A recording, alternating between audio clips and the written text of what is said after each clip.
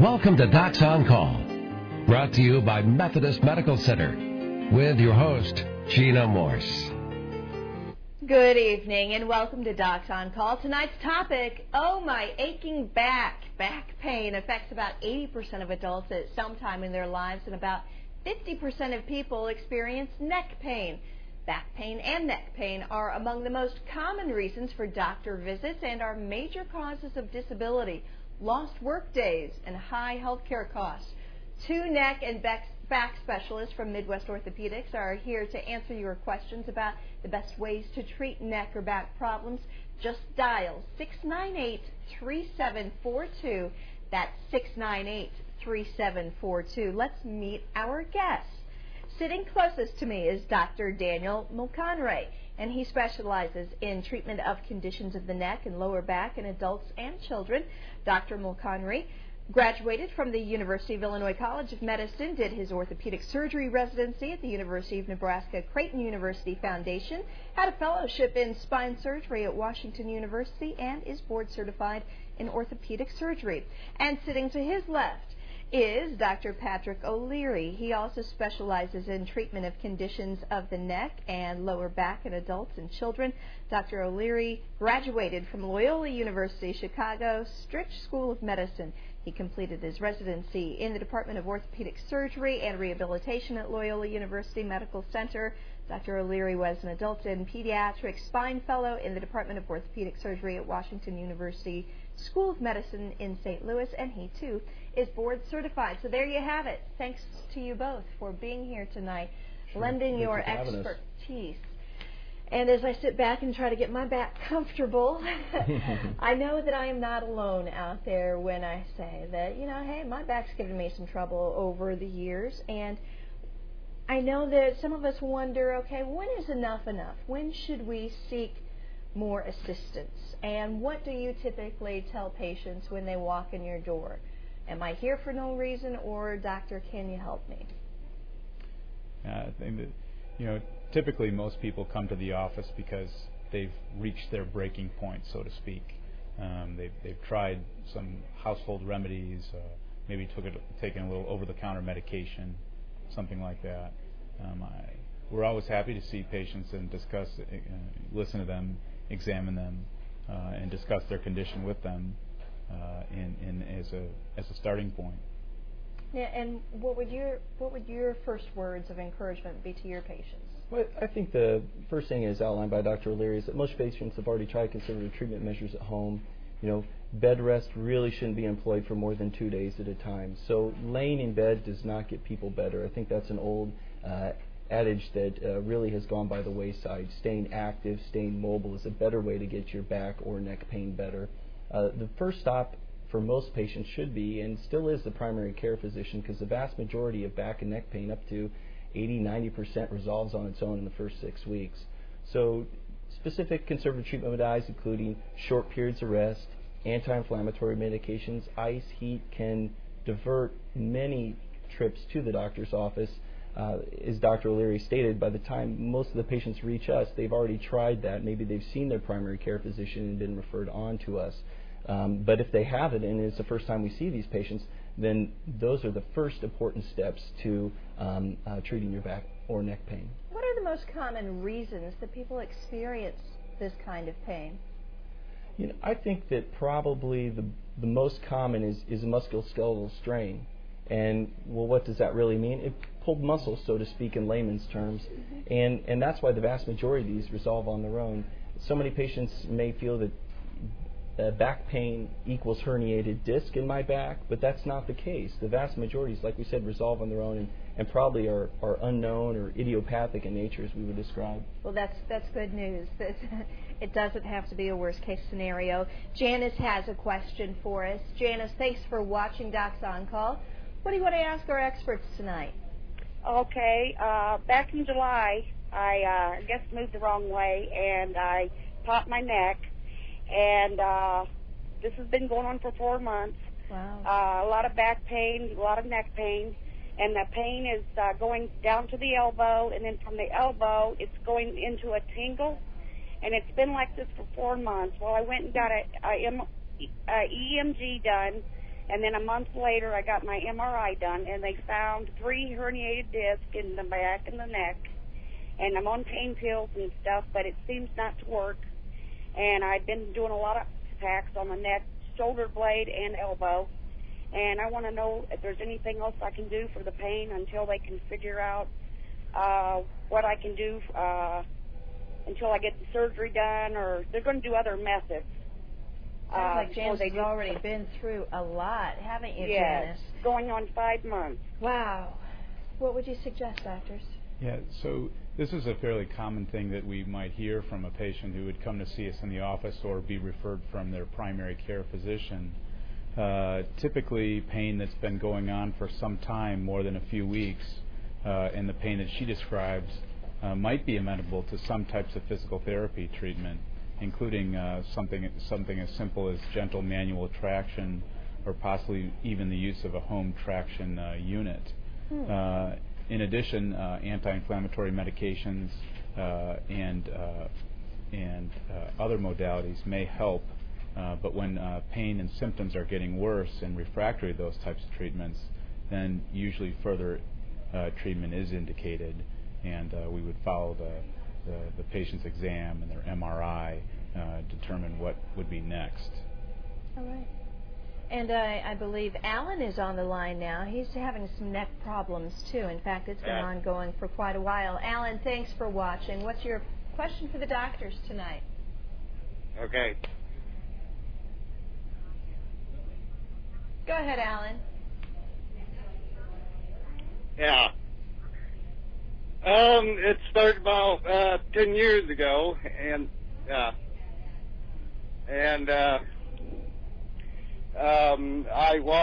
heard it, but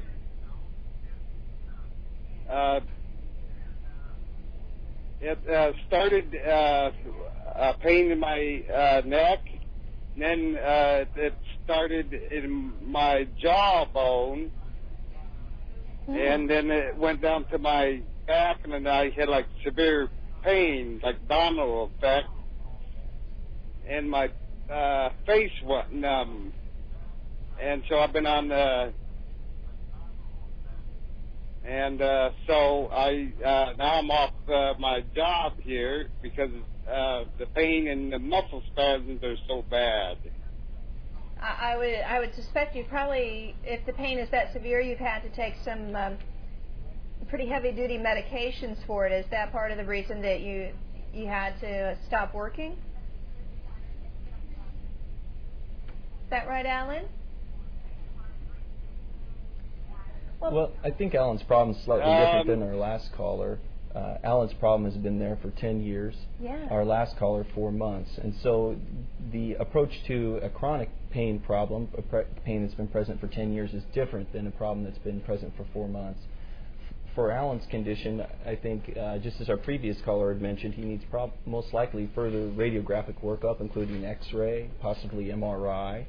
The second step beyond conservative treatment modality, including physical therapy and time, medications, could be evaluation at, for one example, the Methodist Pain Clinic, where the patients can receive epidural steroid injections or injection therapy that could benefit someone with chronic pain, and only if that did fail, then consider a surgical evaluation. For Alan's condition, I think that the next step would probably be to see the primary care physician or receive a referral to a possible pain center. All right. Well, good point that treating a chronic problem is different than something that has just recently happened. Robin is on the line now. Robin, thanks for watching Docs on Call. What's your question? Yeah, I fell and broke my back like 4 years ago, and they, hello? Yes, can you hear go me? ahead. We can hear you. Okay. I took and fell and broke my back like 4 years ago, and I went in and had injections in my back. And I was wondering how often can I go have them done, because I asked them about oral medicine, and they put me on a Neurontin, and it had me have a seizure. But I had to learn to walk all over again and everything, well, this last August. And I'm doing a lot better now, but my back's starting to act up again. Okay. Initially, what would be your suggestion to Robin? Yeah, typically, in terms of getting back to our first question, how many injections can a person get? Yes. Typically, injections involve a couple different types of medication. One is an anesthetic agent, which helps temporarily numb pain. The other would be an anti-inflammatory, a potent anti-inflammatory like a corticosteroid. Typically, current guidelines suggest no more than 3 corticosteroid type injections for every 6 months of treatment. So she could have up to 3, some people consider up to 4 injections in a 6-month period for treatment. All right. And she mentioned, too, the bad reaction to some medication. That's something that all patients need to be aware of, and why an accurate health history is very important, right? And it's very important. I think always consult with your doctor, especially regarding side effects of medications. Neurontin is a commonly prescribed medication for arm or leg pain. Unfortunately, in some cases, can have side effects, as many medications can. All right. We have another caller on the line right now. Thanks for watching Docs on Call. What's your question? Are you there?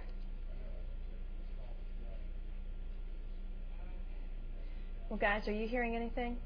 I'm not hearing anything. Okay, just making sure that it's not just me. Okay.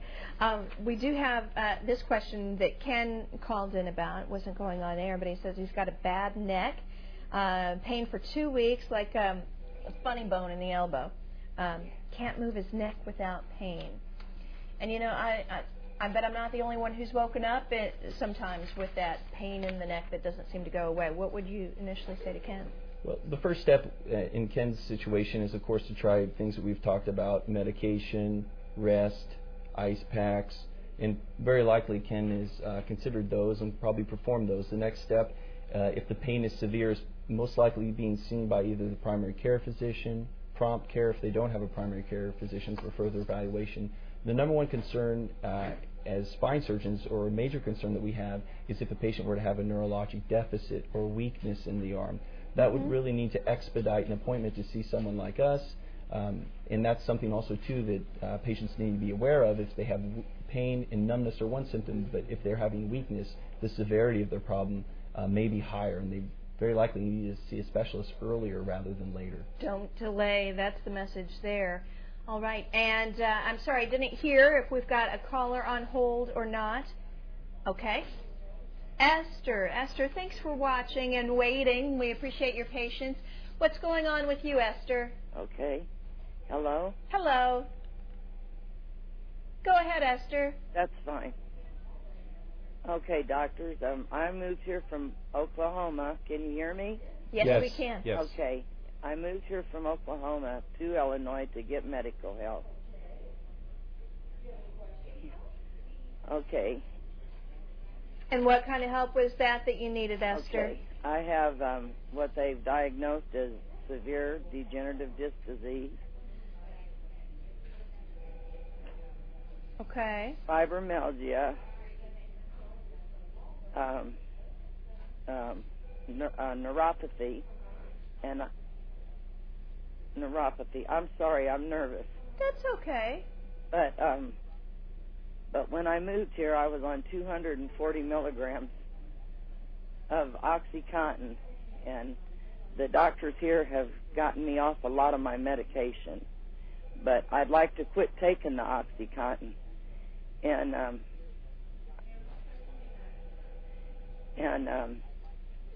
so you're looking for some suggestions on something that could be done for the pain in my back, and they're saying the 1, 2, 3, 4, and 5th disc are messed up. Yeah, she's been through quite a time of it, it sounds like. Yeah, Esther, thanks for the phone call. You have one of the most complex conditions, if I understand you correctly, in terms of degenerative disc disease that we have to treat as spine surgeons. Dr. Mulconry and myself perform surgery on the neck and back in a variety of age groups, from kids through adults. But typically what we know about the condition, that is mainly degenerative arthritis of the back, is that a condition that often doesn't respond very well to surgical intervention. That would be any type of surgical decompression or fusion. It's usually a condition that's actually better managed without surgery.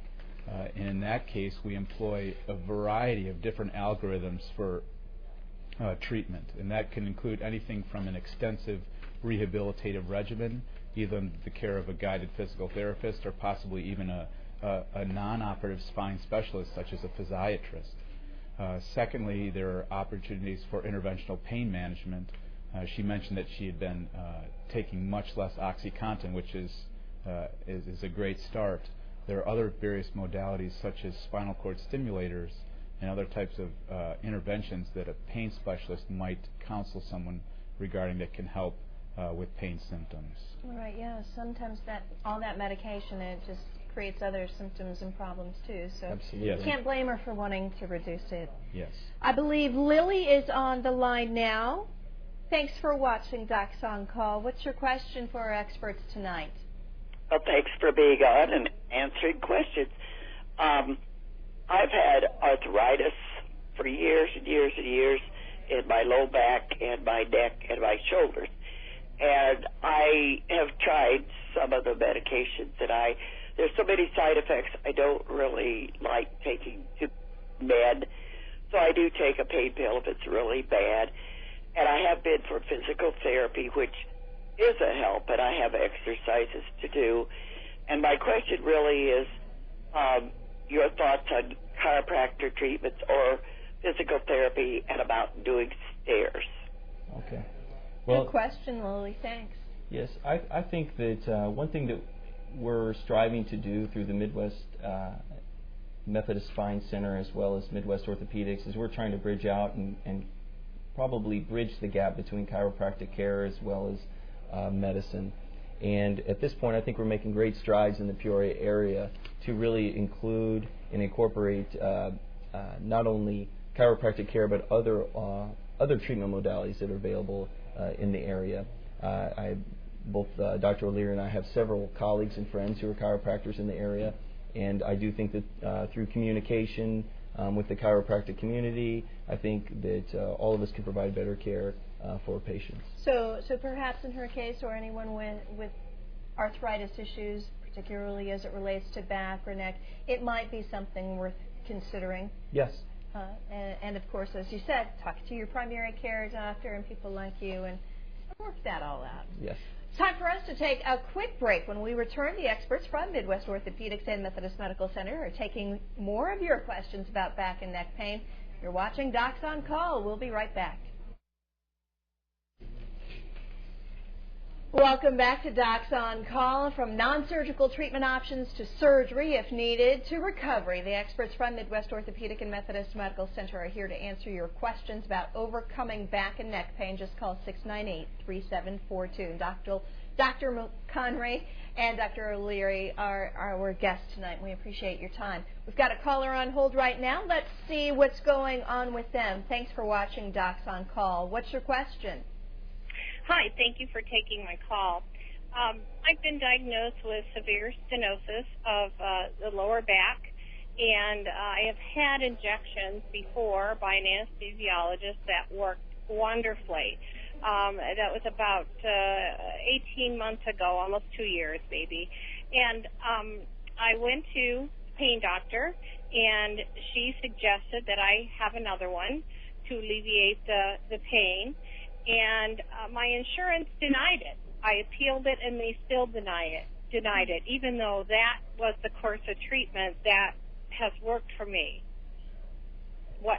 Now what's my next step? Yeah, what does she do? Do you hear that very often? The one question I'd always ask my patients when I hear something like this is, did they offer a reason for the denial? Certainly medical records in the past, indicators that treatment such as that has been beneficial is very helpful. It's not surprising to hear a patient with spinal stenosis got relief with injections. That's often a line of treatment that helps patients quite a bit. So I would get the reason for the denial. So don't give up just yet. Correct. Ask them again what the reason for the denial is, and prove that the treatment had helped in the past. Yeah, and possibly even enlist your doctor's office to help with records. All right. James is. Oh, I'm sorry. No, sorry. That's something that we see common in our office, and often on the insurance company's end, it's a matter of just including a certain phrase or sentence in your documentation or communicating with a physician at the insurance company. So I think Dr. O'Leary's advice on enlisting the physician's office, I know we do that frequently for our patients as well. Contact the insurance companies, talk to the physicians in the insurance companies, and usually when it's a physician-to-physician call that most physicians see eye to eye, and usually sometimes these procedures can get approved. That's good. That's good. All right. Thanks for the call again. James, you're on Docs on Call. What's your question? Hi. Hi. My question is, I've been going to Midwest Orthopedics here recently, and I've been seeing Dr. Sirica, and I'm on these different medications, Lyrica and all these other meds. I've had my MRI, X-rays. They don't see anything wrong with my spine. It's actually my lower neck, C6, C7. They don't see anything visually wrong. My question is, what are the next steps when I'm living with a pain 8 or 9 daily? And how old are you? 46. 46. Well, James, first of all, we want to thank you for coming to Midwest Orthopedic to get your care, and we appreciate your confidence in us. I think the next step at that point is probably scheduling an appointment to see Dr. O'Leary or myself.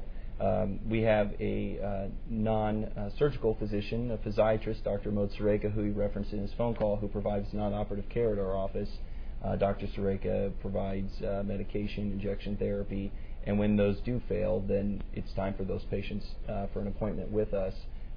Not all those patients need surgery or are interested in surgery, but rather maybe an opinion like James would like to have that by one of the surgeons in our office. So to answer your specific question, I think the next step would be to have our office set an appointment with either Dr. O'Leary or myself. Appreciate your phone call. All right, James, thanks again. Jill is on the line now, watching Docs on Call. We appreciate it. What's your question for the doctors tonight? Hello. Hello. Go ahead. What's your question for the experts? I recently had open heart surgery at the end of July, and since then my neck and my back have been hurting every day. Is that common? Wow. Yeah. Great question. Is that common? It's actually more common than we think, and it has a lot to do with patients undergoing a major surgery such as an open heart surgery or another procedure that may involve a lengthy hospitalization. There is some element of deconditioning typically associated with that type of stay in a hospital and a major procedure. By deconditioning, meaning just physically one gets worn down. That in part can lead to increased neck and back pain through weakness in the paraspinal muscles in the neck and the back. And oftentimes it's easily treated with exercises and therapy.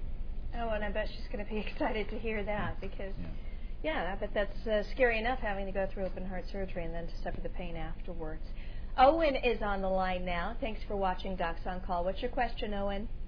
Well, this may have been asked in part before, but I'm an elderly gent, and I have had a lot of neck pain over the years, and I've tried all of the treatments, including acupuncture, and I've been to Mayo Clinic and so on, and I found that Vicodin helps with the pain, but I'm a little concerned about taking it so much and so often and for so long. Also, in the last year, I've picked up a muscle pain along the left side of my spine that kind of complicates my active lifestyle, and so I'm wondering how you react to that kind of a question. What can I do? Well, I think that's a very common patient history that we receive frequently in our office, someone who's been dealing with chronic pain for years. And I think Owen would be a patient who would benefit by coming to see a specialist like Dr. O'Leary or myself to further evaluate X-rays, very likely MRI, determine the amount of pathology or disease that's present in the cervical spine, and then be able to discuss treatment options such as possible injection therapy versus even a surgical intervention for that problem. All right. Owen, thanks again for that call. We have time for one more phone call this evening. Thanks for watching Docs on Call. Kathy, what's your question for our experts? Yes, Yes, go ahead. ma'am. Hello. Hello, you guys. I have a ruptured L4, L5, and possible L5S1. I've been on Lyrica and Norco for a long time. I'm nothing but a drug addict now. I've had epidural injections, and I'm really tired of the pain and tired of taking pain pills. What can you tell me? About a minute left. What kind of relief can you provide her? Obviously, she wants to get off some of these meds. Yeah, I certainly sympathize. Certainly taking a lot of medication without relief and enduring a lot of pain for a long time. It sounds like it's time for our caller to see a specialist, such as myself or my partner, Dr. Mulconry, just to give her an opinion about what's going on with her back, especially her lower 2 lumbar discs, to determine if there's something else more that possibly we could offer her to help. Yeah, and unfortunately, we know that this kind of pain is all too common, and we've heard it over and over. They don't want to take all this medication, so. And surgery can be scary too, so if you can find someplace to meet in the middle, I'm sure that's what you guys go for as often as possible. We are all out of time. We appreciate your expert advice tonight, and thanks to you, our viewers, for watching Docs on Call. We'll see you again next month. For now, I'm Gina Morse. Good night.